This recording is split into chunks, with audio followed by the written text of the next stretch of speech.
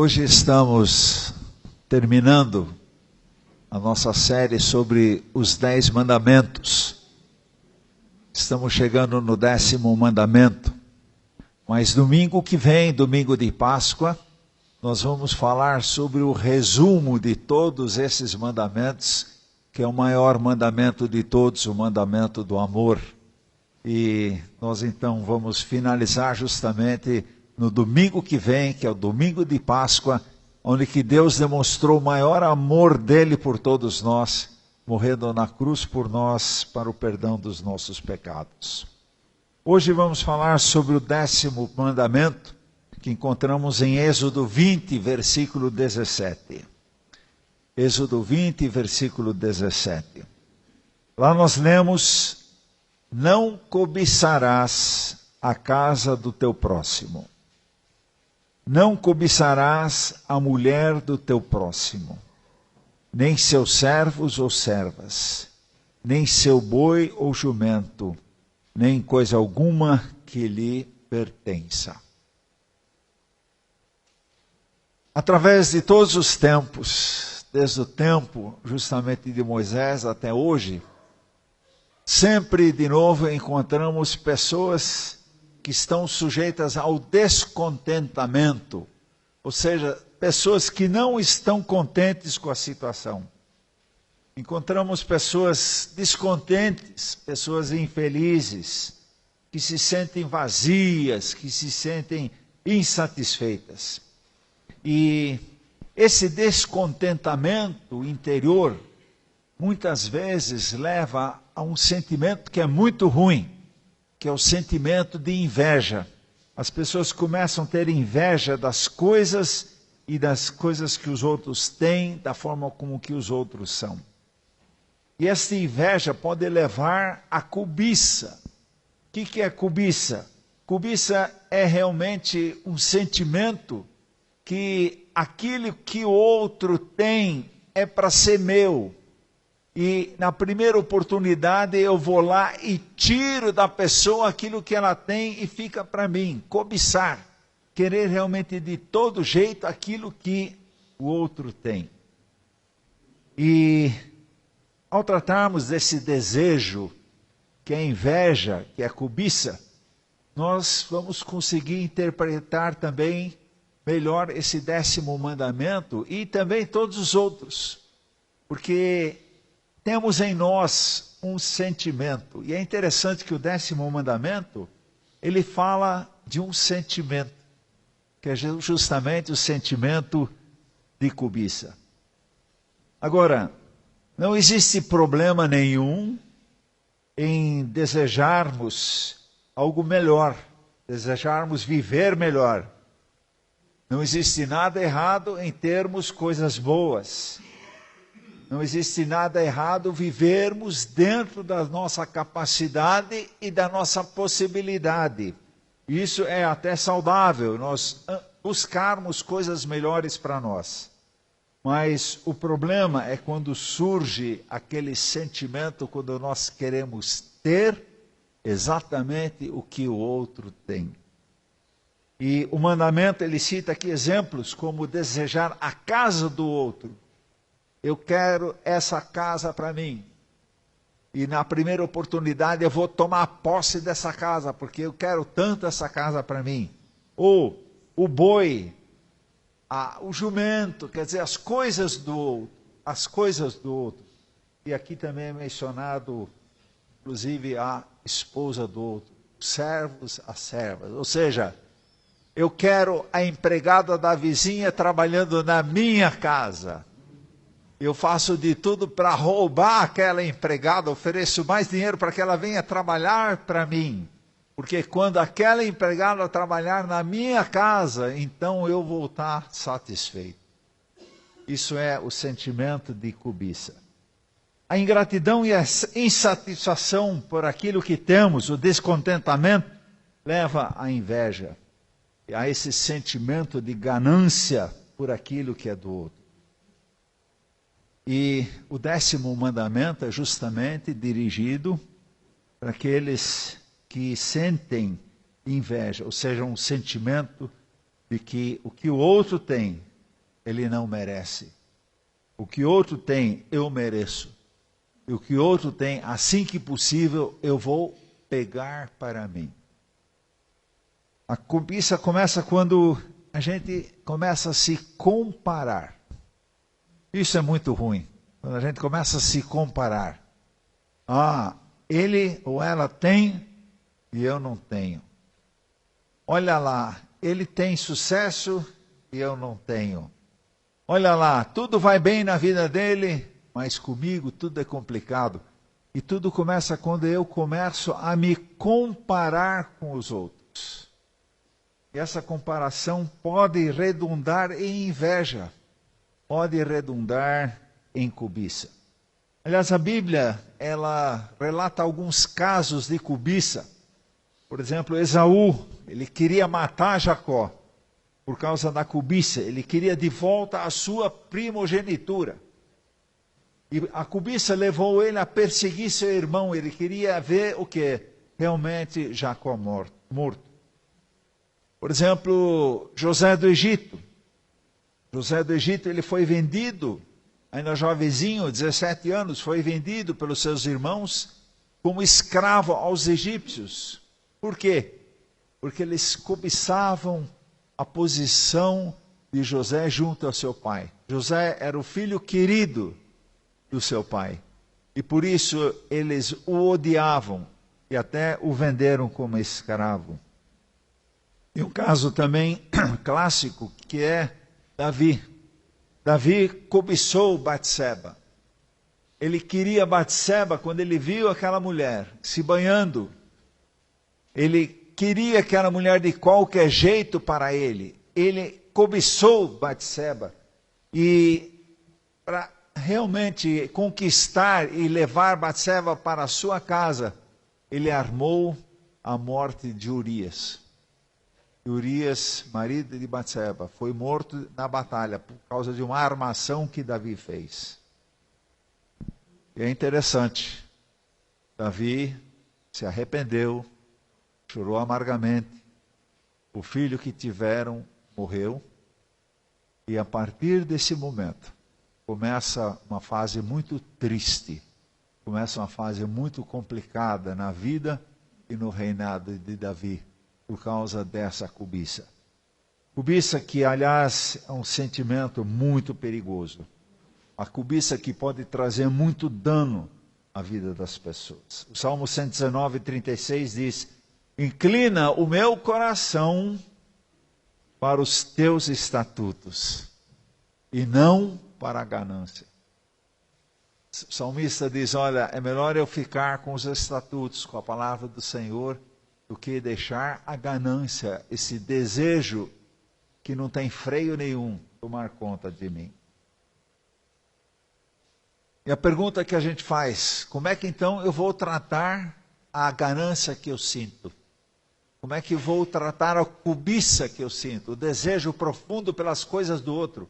Aquele desejo de qualquer forma tentar tirar o que é do outro e pegar para mim. O tratamento para a cobiça é o contentamento. Para nós sairmos desse círculo vicioso da cobiça e da inveja, do ódio, o apóstolo Paulo começa a nos ensinar várias coisas sobre o contentamento. O que é contentamento? Contentamento é a gente viver feliz, contente, satisfeito com aquilo que já alcançamos na nossa vida. Quando nós estamos contentes com aquilo que Deus já nos deu. E quando nós paramos de nos comparar aos outros. Os outros são os outros. Você é você. Não mais se comparar com os outros, mas viver realmente aquilo que Deus já te deu e agradecer por aquilo que Deus te tem dado. E nós encontramos um texto muito bom para isso, que é Filipenses 4, os versículos 10 a 13. Filipenses 4, os versículos 10 a 13. Lá nós lemos no versículo 10, alegro-me grandemente no Senhor, porque finalmente vocês renovaram seu interesse por mim, De fato, vocês já se interessavam, mas não tinham oportunidade para demonstrá-lo. Não estou dizendo isso porque esteja necessitado, pois aprendi a adaptar-me a toda e qualquer circunstância.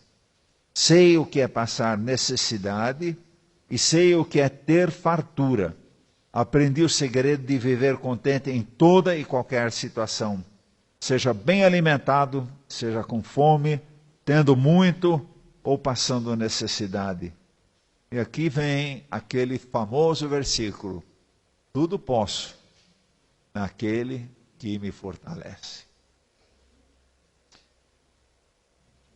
Como já dissemos, para não desenvolvermos a cobiça, a inveja, o ódio em nosso coração, é importante nós vivermos em contentamento. E para isso, temos que parar de nos comparar aos outros. E Paulo diz aqui: não estou dizendo isso porque esteja necessitado, pois aprendi a adaptar-me a toda e qualquer circunstância. E aqui é interessante, o apóstolo Paulo, ele escreveu essa epístola aos Filipenses com uma forma de profunda gratidão. Porque o apóstolo Paulo estava em Corinto, trabalhando duro. E Corinto, ele, sendo missionário em Corinto, ninguém ajudou ele, ninguém contribuía com ele. Ele espontaneamente, com os recursos próprios, ficou evangelizando os coríntios. E ninguém o ajudou financeiramente nessa situação. E obviamente ele entrou em dificuldades. E ele diz aqui: pois aprendi a adaptar-me a toda e qualquer circunstância. E aqui Paulo dá uma dica, realmente para nós, que é flexibilidade e nós nos adaptarmos às situações. Paulo não era alguém pobre. Paulo vinha de uma família de elite, uma família que em Tarso, recebeu do governo imperial romano o título de cidadãos romanos. Isso era algo muito importante. Receber o título de cidadão romano dava privilégios àquela família. E Paulo era um cidadão romano, ele era de elite. Ele era um homem realmente que se destacou na sociedade. Era de uma família certamente abastada, e ele foi educado nas melhores escolas, e por fim ele foi educado aos pés de Gamaliel, o maior professor e mestre no tempo de Jesus, Gamaliel. E ele tinha então todas as condições sociais e financeiras para levar uma vida abundante, uma vida tranquila. Mas Paulo então abre mão de tudo isso para quê? Para ser missionário, para viver em missões. E em Corinto, ele não tinha ninguém sustentando ele com seus recursos próprios, ele então financiava a sua missão. E ele também chegou a fazer tendas para subsidiar o seu trabalho missionário. E Paulo então diz aqui, nos revela um segredo: aprendi a adaptar-me a toda e qualquer circunstância. Irmãos, em outras palavras, se as coisas vão bem, amém. Dá para ir para o shopping, dá para fazer uma viagem, dá para passar as férias num lugar legal, se tudo está bem. E se as coisas não vão bem de repente? Vamos nos adaptar. Ou seja, Paulo aqui está falando em orçamento. Ele não entra no cheque especial ou no cartão para continuar com o nível que ele estava. Ele disse: não, eu sou flexível. Está difícil? Eu baixo as despesas. Eu reduzo o quê? Meu nível de vida. Eu vivo de acordo com as minhas possibilidades. E aqui vem um segredo. A gente não permitir a cobiça, porque eu estou numa pendura tremenda e o meu vizinho compra carro novo. Mas como ele tem carro novo, eu também tenho que ter, então eu entro o quê? No cartão. No cartão. A gente entra e não sai, né? Entrar é fácil, sair que é Mas não, Paulo diz aqui, eu sei me adaptar. Eu sei me adaptar. Eu não estou preso a isso. Eu vivo de acordo com as circunstâncias. Choveu na horta, amém, alegria. Mas deu seca na horta, vamos nos adaptar. E com isso, cessa a minha cobiça, a minha inveja, o meu querer ser igual.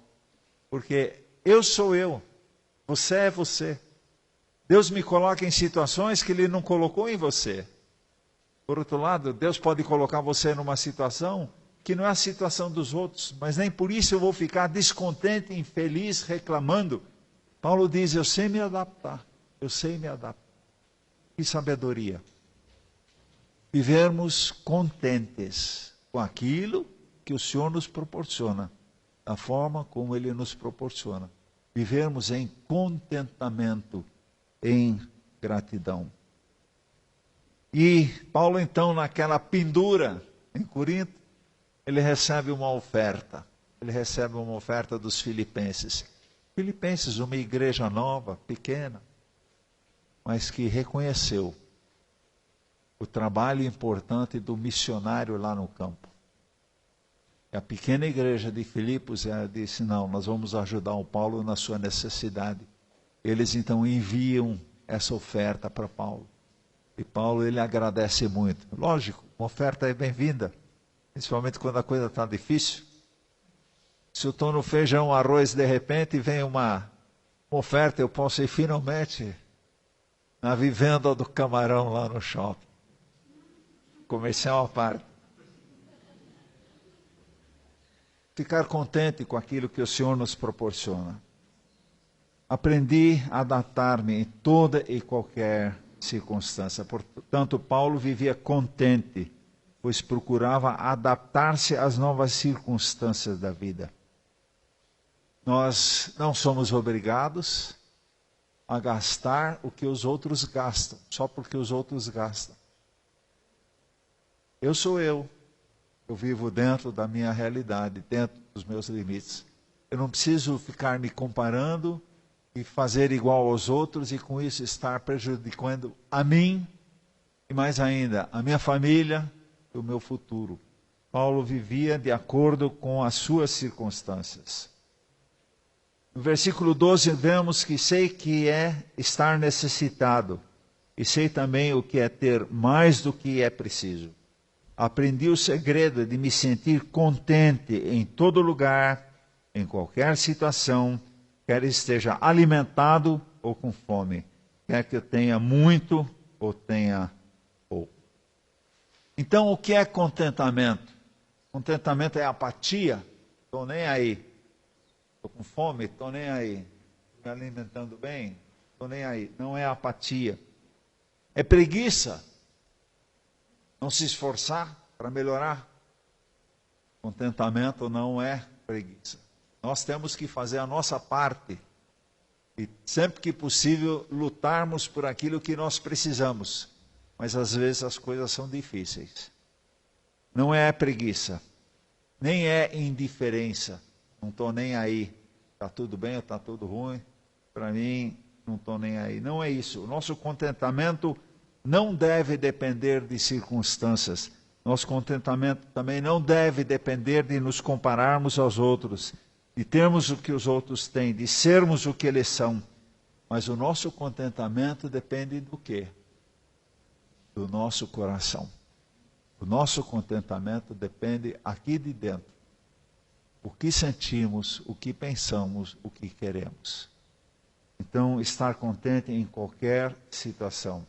Em 2 Coríntios 4:18, Paulo ainda explica melhor. Não atentando nós nas coisas que se veem. E a cobiça, a inveja, vem o quê? Pelos olhos.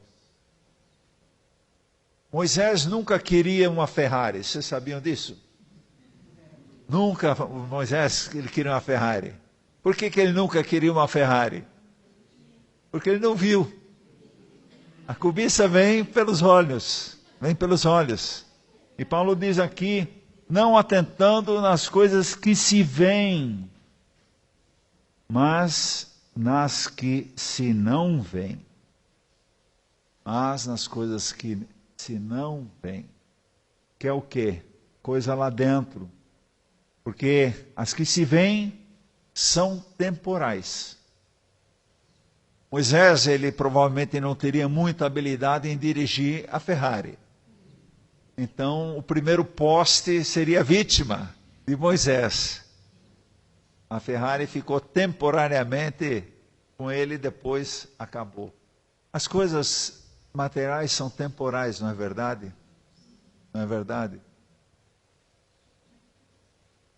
Eu acho que essa dimensão de nós cobiçarmos as coisas temporais, Paulo diz, olha, tem algo mais importante, que são as coisas que não se veem, são as coisas do coração, porque essas são eternas, essas são eternas.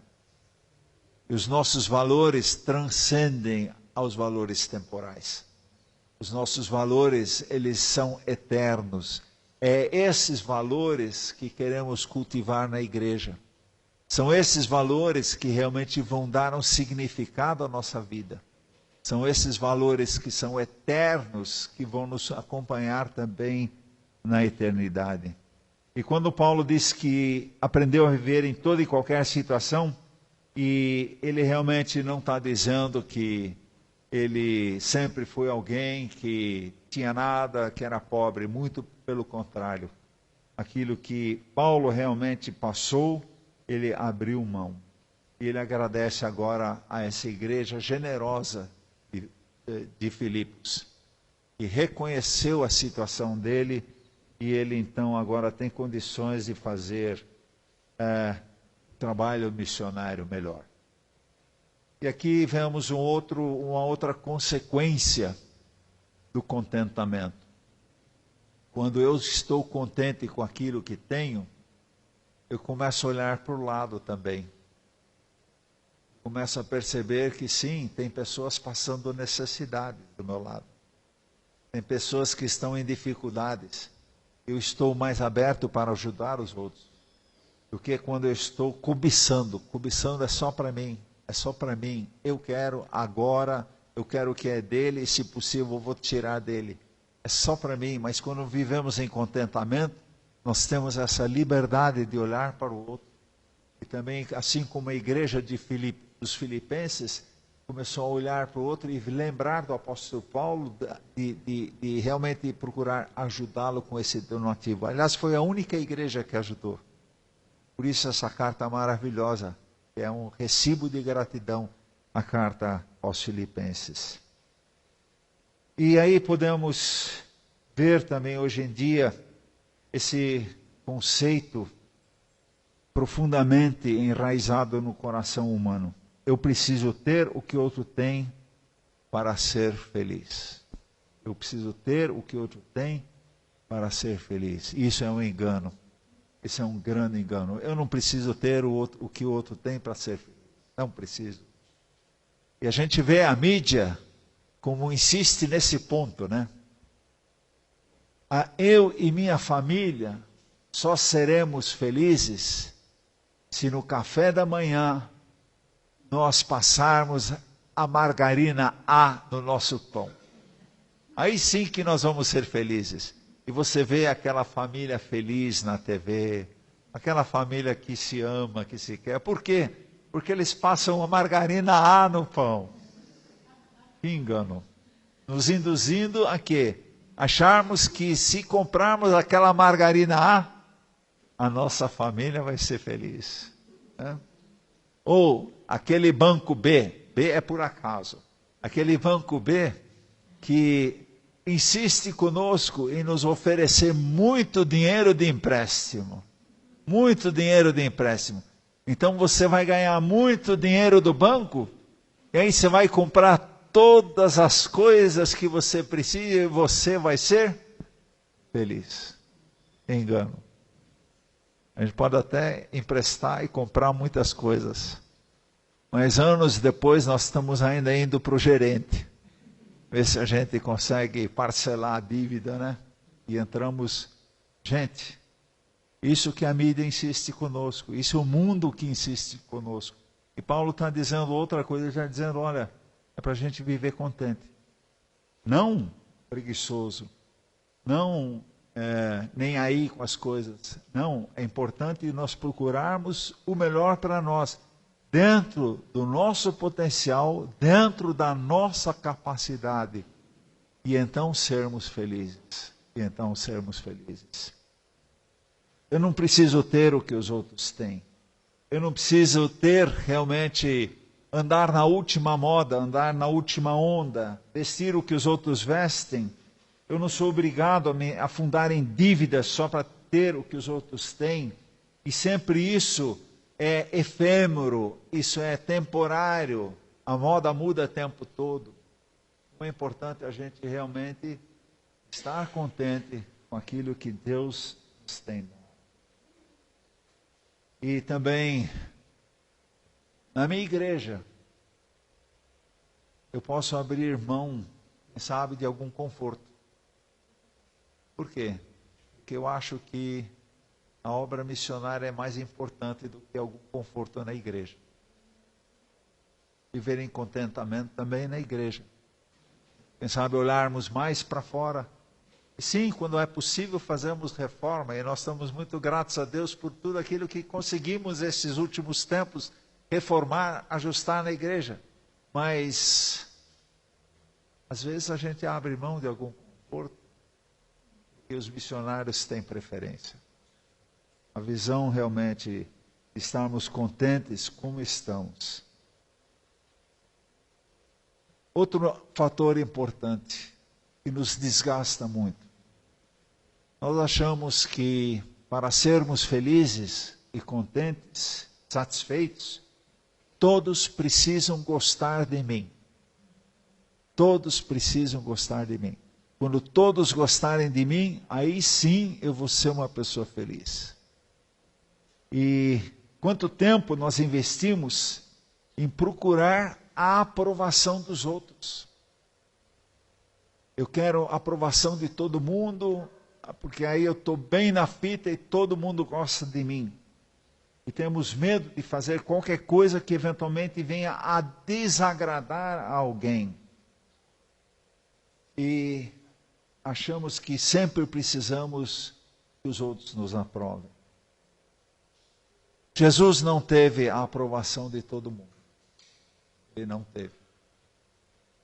E muitas vezes não tinha aprovação nem dos seus próprios discípulos. Os discípulos disseram, mestre, assim não dá. Agora Jesus teve que dizer, olha, vocês também querem me deixar? Aí Pedro disse, não, só o Senhor tem palavras de vida eterna. Mas Jesus não foi aprovado por todos. E como é importante que a gente não viva preocupado com a aprovação dos outros, mas que a gente viva realmente preocupado com a aprovação do Senhor Jesus nos nossos atos. Isso que é importante. Que o nosso procedimento e a nossa aprovação seja em primeiro lugar do Senhor. O Senhor nos aprovando. Porque não vamos ter a aprovação de todo mundo. E muitos gastam muito dinheiro nisso, para procurar a aprovação, a fama ou a conquista. Mas não, o que nos interessa é que o Senhor nos aprove naquilo que fazemos. Porque aquilo que fazemos e da forma como agimos, como somos, nós queremos, em primeiro lugar, agradar a Deus e não as pessoas. Agradar a Deus. Isso nos dá paz, isso nos dá contentamento. 1 Tessalonicenses 2,4 diz, pelo contrário, sempre falamos como Deus quer que falemos, porque Ele nos aprovou e nos deu tarefa de anunciar o Evangelho. Não queremos agradar as pessoas, mas a Deus, que põe à prova as nossas intenções. Queremos sim agradar a Deus em primeiro lugar. E certamente agradando a Deus, não vamos agradar a muitas pessoas. Mas o que interessa realmente é agradarmos a Deus. Outro engano é, tendo mais, serei mais feliz. Não é verdade? Tendo mais, serei mais feliz. Certo jogador de certo time de futebol, aqui em São Paulo, ele numa entrevista, ele disse o seguinte: eu estou muito triste com a diretoria do meu time, porque só estou ganhando 100 mil reais por mês.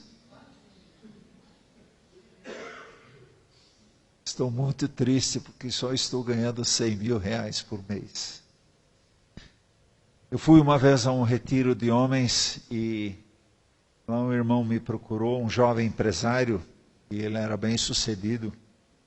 E ele disse o seguinte para mim: Pastor Klaus, eu ainda não contribuo com missões. Por quê? Porque, em primeiro lugar, eu tenho que ficar rico. E quando ficar rico, aí eu vou contribuir com missões. Interessante, com Deus não é assim. Deus pega a oferta da viúva pobre, diz, está vendo? Isso que importa. Não é o quanto nós damos, mas a nossa fidelidade. A nossa fidelidade. E aí vem as parábolas, né? Onde Jesus diz: fiel no pouco, sobre o muito te colocarei. Não interessa quanto, mas interessa para o Senhor a nossa fidelidade. Eu estou duro. Eu estou atualmente com R$1.000 por mês. Mas sabe aquele irmão, aquela irmã que dá R$100 para o Senhor e vive com 900? Fiel no pouco, fiel no muito. Sobre o muito te colocarei. E nosso Deus não é o Deus que pega e guarda. Nosso Deus é um Deus que pega e devolve. Quando? Não sei. De que forma? Eu não sei. Mas experimente isso uma vez. Viver em contentamento também em relação àquilo que Deus fez na sua vida, devolvendo aquela parte que Ele te concedeu. E é impressionante como o Senhor, Ele não deixa faltar. Ele não deixa faltar. Achamos que precisamos ter muito para que comecemos a contribuir. E a Bíblia nos ensina: dai e dar-se-vos-á, boa medida, recalcada, sacudida, transbordante, generosamente te darão. Esse é o princípio da abundância de Jesus. Dai, iniciativa. E a promessa: dar-se-vos-á. Quanto? Não diz quando. 10 vezes, 5 vezes. Diz apenas boa medida. Recalcada, sacudida, transbordante. Generosamente vos darão. Generosamente. Já aconteceu com você que você deu uma oferta e por um acaso na semana que vem alguém lembrou que tinha que pagar uma dívida para você? O dinheiro entra assim, você diz: uau, é assim que funciona? Sim. Eu não estou negociando com Deus, estou expressando a minha dependência de Deus. Eu dependo do Senhor. Não estou negociando com Deus, eu dou 10 e espero que o Senhor me dê 100. Não. Eu estou dizendo: Senhor, eu sou muito grato por aquilo que o Senhor já fez por mim. O Senhor realmente recompensa.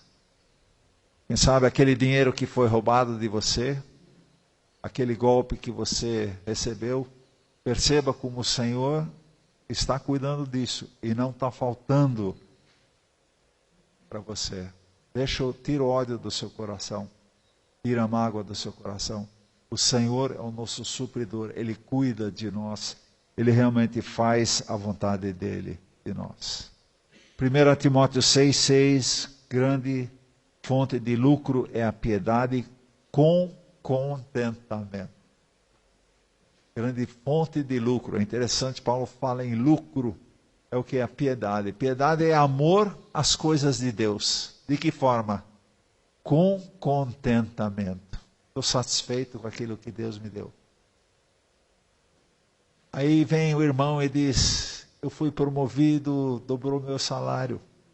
Sabe, quando você com alegria pode dizer, que bom, me alegro com você. Quando o outro consegue finalmente comprar um apartamento próprio, que reação eu vou ter?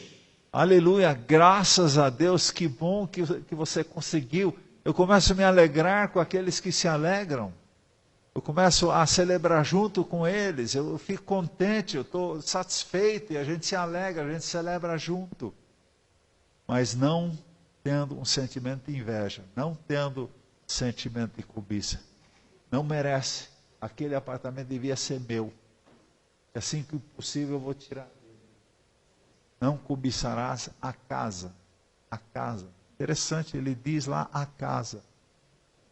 Quantas vezes, no momento de divisão de herança, surgem esses sentimentos. Esses sentimentos. Onde que eu quero ter aquilo que o meu irmão ganhou. Aquilo era para ser meu. Eu não vou sossegar enquanto eu não tiver.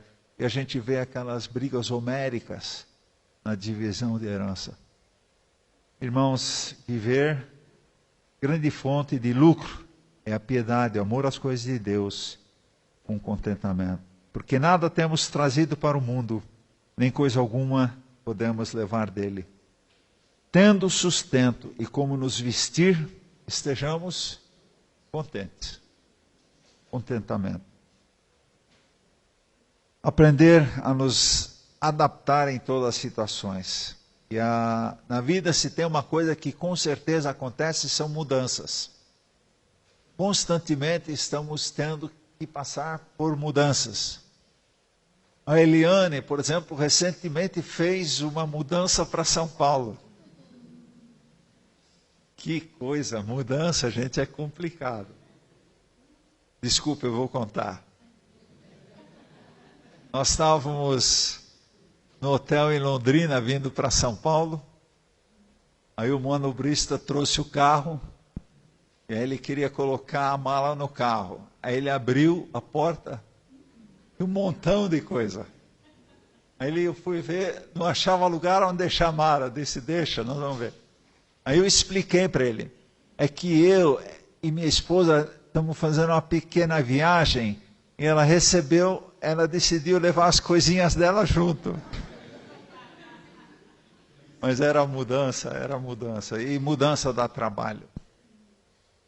Eliane tem trabalhado muito esses dias para encaixar as coisas. Mudar trabalho, mudança. Mas mudança é a única certeza que vai acontecer na nossa vida. As coisas sempre mudam. E a pergunta é, como lidamos com essas mudanças? Com essas mudanças que acontecem, ou de emprego, ou de situação política, ou de situação familiar. Mudanças sempre acontecem. E aqui Paulo diz claramente, aprendi a viver contente em toda e qualquer situação. Aprendi a viver contente com toda e qualquer situação. A nossa felicidade na vida vai depender da nossa habilidade de nós nos ajustarmos às novas situações. E nós realmente vivermos gratos com aquilo. E José do Egito, sem dúvida, é o grande exemplo disso. José, ele se adaptava à situação. Estava preso, então ele era o melhor preso da penitenciária. Estava na casa de Potifar, ele era o melhor funcionário de Potifar. Estava no palácio do Egito, ele era o melhor administrador do Egito, nomeado a administrar todo o Egito. Por quê? Porque ele não se incomodava com a situação, ele se adaptava, e lá onde que ele estava, ele fazia o melhor. E vejam o resultado disso. Não interessa na situação na qual eu estou. E vejam bem, isso é importante. Eu não sou vítima. Amém? Eu não sou vítima. Não vou ficar me vitimizando, dizendo, coitadinho de mim, estou numa situação como essa. Ai de mim. Não, eu não sou vítima. Eu vou me adaptar a essa situação na qual Deus me colocou. E por fim, vamos aprender a depender do poder de Deus. Tudo posso naquilo que me fortalece. Esse é um versículo muito mal interpretado. A gente vê muito caminhão escrito, tudo posso naquele que me fortalece. Tudo, tudo. Não é isso que o texto diz, o contexto diz. Quando diz tudo posso naquele que me fortalece, significa que eu tenho condições de me adaptar, sou flexível às situações da minha vida. De que forma? Sozinho? Não. Sozinho? Não. Tudo posso naquele que me fortalece. Por isso, meus queridos, sem Deus não dá. Sem Deus não dá. Como é que nós vamos viver essa vida sem Deus? Sem Deus não dá.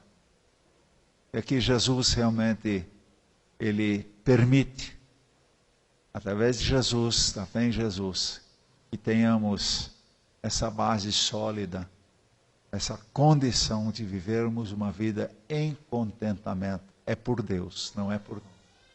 É por Deus. E se você ainda não entregou sua vida para o Senhor, faça isso o quanto antes, para experimentar essa vida de contentamento. Não de apatia, não de preguiça, mas uma vida de contentamento, onde que eu não dependo da opinião dos outros. Com a força que Cristo me dá, posso enfrentar toda e qualquer situação. Amém? Vamos ficar em pé e vamos orar.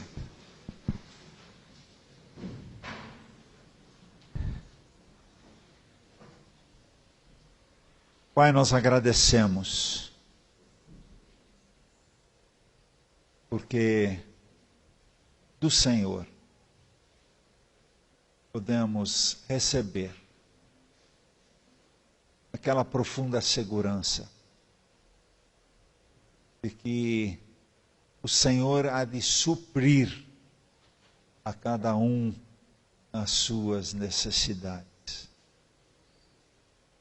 Não precisamos nos comparar. Não precisamos, ó Pai, ter sentimento de inveja e cobiça de nada, porque o Senhor cuida de nós. Ó Pai, ajuda-nos a vivermos contentes por aquilo que o Senhor já nos deu, pelas muitas bênçãos que já recebemos do Senhor, por aquilo que o Senhor permitiu que já alcançássemos. Queremos, Senhor, nisso tudo expressar a nossa profunda gratidão ao Senhor. E tira, Senhor, de nós todo sentimento faccioso de inveja, de cobiça, de querer ter aquilo que não é nosso, de nos compararmos. E dá-nos, Senhor, a paz de sermos teus filhos amados, que o Senhor ama e que o Senhor cuida, que o Senhor é supridor de cada um de nós, de acordo com as nossas necessidades. Em nome de Jesus. Amém. Amém.